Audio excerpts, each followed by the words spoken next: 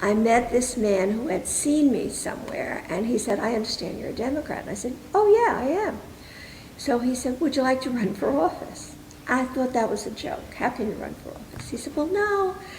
You know, we need candidates. He was active in the Democratic Party. And the next thing I knew, my father lent me the money, because you had to have money. They didn't have any. Lent me the money to run for office, and it was $500. That seemed to be the number, $500. And I was put on the ticket, and I was running with a lawyer from Deer Park, whose name was Joe Stabile. Well, the gentleman who got me involved, Jim McDonald, he also knew a lot of conservatives. Now, in those days, nobody knew the Conservative Party. They were practically non-existent. I really knew nothing about them. And he said to me, I think I can get you the conservative endorsement. And I said, well, why do I need that? I'm a Democrat. So he said, no, it would be good. You'll get some extra votes. I want you to come and meet them. So I said, oh, sure, okay. So he said, but come Sunday morning, have your husband drop you off. You have the kids, you take all the kids to Mass. I had 5 then. And I said, yes. So in those days, hats with veils, little white gloves.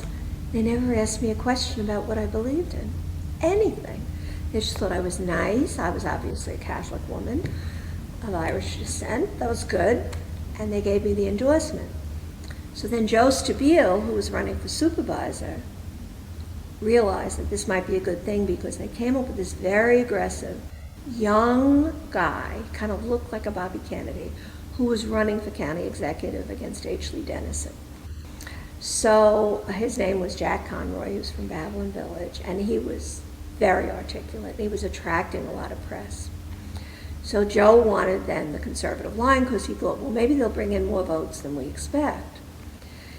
But in order to get the endorsement for him, we had to have a conservative man on the ticket with us. So his name was Frank Schaefer. So it was Frank Schaefer, Joe Stabile, and myself, and we ran as a ticket. And we won. It was a shock. Nobody thought we were going to win.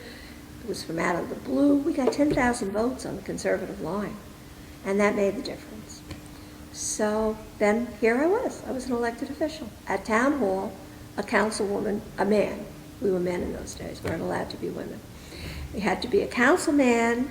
Years later, we became persons, and then we became a woman. So it took me years to figure out what I was. But it was interesting. So that was the beginning.